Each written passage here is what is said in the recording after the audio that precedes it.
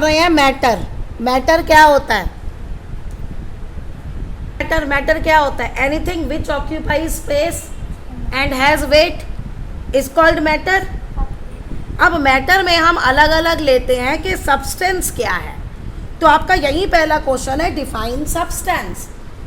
ये यहाँ से है, अ काइंड ऑफ मैटर, एक तरह का मैटर है which can not be separated into other kind of matter by any physical process is called a substance.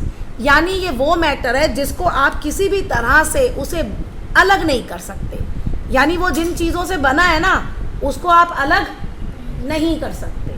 Physical method अलग है, और एक केमिकल मेथड होते हैं, केमिकल मेथड अलग है। केमिकल मेथड से फिर अलग हो जाएंगे, फिजिकल मेथड से अलग नहीं होंगे। जैसे आपका वाटर है, वाटर में क्या होता है? हाइड्रोजन और ऑक्सीजन, तो वो फॉर्मूला होता है H2O। तो क्या आपके कुछ सोच सकते हो जितना आपको पता है 7th का बच्चा कि भाई मैं वाटर को किसी तरह से अलग कर लूँ, मैं हाइड्रोजन भी निकाल लूँ, मैं ऑक्सीजन भी निकाल लूँ? नो। जबकि केमिकल मेथड है इसका, इसलिए मैंने ये क्वेश्चन 9th और 10th पे पुट नहीं किया। 9th और 10th तो मुझे जवाब दे देंगे हाँ हम कर सकते हैं, लेकिन अभी 7th तक पे जितनी नॉलेज है आपका जवाब आएगा नो। तो वो होता है हमारा फिजिकल मेथड। फिजिकल मेथड छानना, तोड़ना, काटना, ये सब होते हैं आपके। देखिए सब्सटेंसेस जो है ना वो दो तरह के होते हैं। एक होता है हमारा प्योर सब्सटेंस और एक होता है इम्प्योर सब्सटेंस, राइट। अब प्योर सब्सटेंस को भी हम फर्दर क्लासिफाई करते हैं, हम इन सब के बारे में पढ़ेंगे। प्योर सब्सटेंस में हमारे पास आते हैं एलिमेंट्स और कंपाउंड्स, राइट। और इम्प्योर में हमारे पास आते हैं मिक्सचर। ये जो मैं सर्कल कर रही हूँ ना, इन सब की हमें डिफाइन चाहिए, सबके बारे में चाहिए, ओके। अब एलिमेंट्स भी फर्दर क्लासिफाई होते हैं आपके मेटल्स, मेटलॉइड्स। अब ये 9th वालों को तो पता होगा क्योंकि 8th में उन्होंने किया है, 7th वालों को थोड़ा सा नहीं पता है इनके बारे में, ओके। ये फर्दर एलिमेंट्स क्लासिफाई होते हैं। और मिक्सचर क्लासिफाइड होते हैं होमोजीनियस और हेट्रोजीनियस। स्पेलिंग्स ज़रा देख लेना भाई, अगर कोई मिस्टेक हो तो हमें इन सब के बारे में पढ़ना है, सबके बारे में हमें पढ़ना है। हम अब इन सब के बारे में पढ़ेंगे। अब प्योर सब्सटेंस कहाँ होते हैं? जहाँ मैं आपको पिक दिखा रही हूँ ना, जो बता रही हूँ वहीं से लिखना है। अब देखो एक चीज़ होती है एटम और मॉलिक्यूल्स, ये जानने से पहले क्योंकि वर्ड आएगा। अब जैसे प्योर सब्सटेंस है, ये मटेरियल या सब्सटेंसेस दोनों लिख सकते हो आप, which are made up of same kind of particles, जो एक ही तरह के पार्टिकल से बने होते हैं। That is same amount, same या तो सेम एटम होंगे या सेम मॉलिक्यूल्स होंगे, उनको हम कहते हैं प्योर सब्सटेंस। ये प्योर सब्सटेंस की आ गई।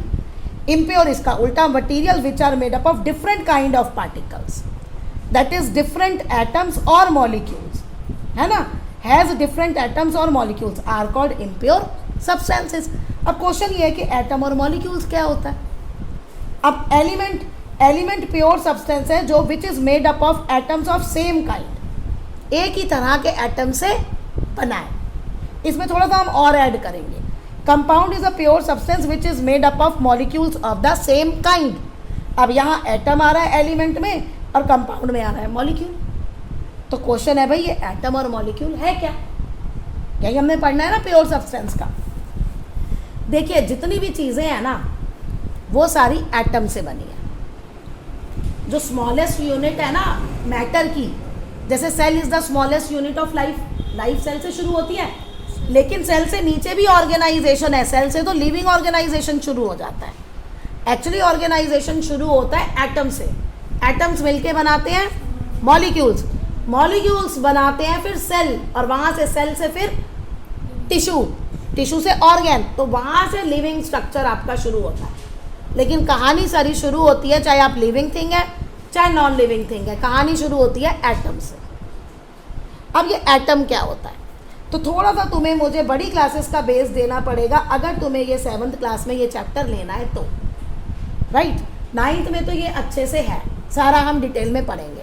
देखिए एटम में 3 पार्टिकल्स होते हैं, प्रोटॉन, इलेक्ट्रॉन और न्यूट्रॉन, ये 3 होते हैं।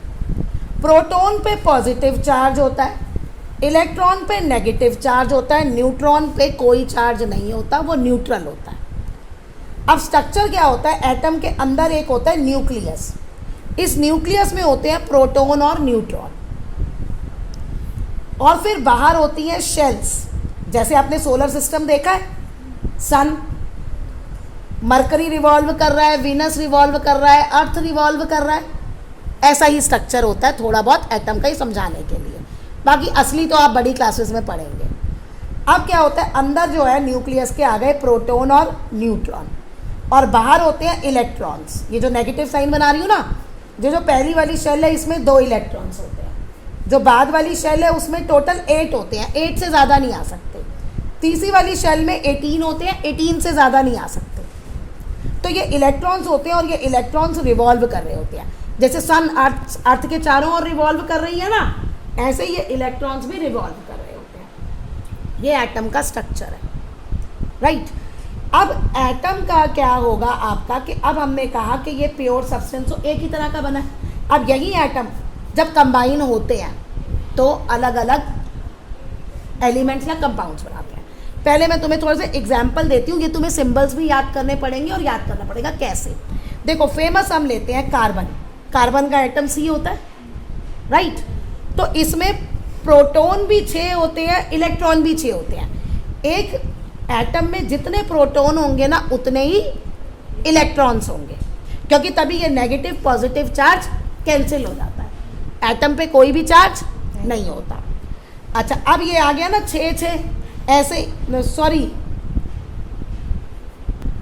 राइट, ऐसे ही देखो आपका ऑक्सीजन है, ऑक्सीजन जो है उसमें है 8 प्रोटॉन 8 इलेक्ट्रॉन। तो अब तुम्हें समझ में आया, ये अलग अलग जो हमारे पास आते हैं एलिमेंट्स, वो अलग अलग स्ट्रक्चर, उनमें सब में एटम ही मिलता है। एलिमेंट का भी आपने क्या डिफाइन पढ़ी, elements is a pure substance which is made up of atoms of same kind. अब कार्बन है, कार्बन का सिंबल होता है C, ऑक्सीजन का सिंबल होता है O, ये एटम है, राइट। अच्छा गोल्ड, गोल्ड का होता है AU, ऐसे ही गोल्ड का स्ट्रक्चर है। अब डिफरेंस देखो एलिमेंट और कंपाउंड में,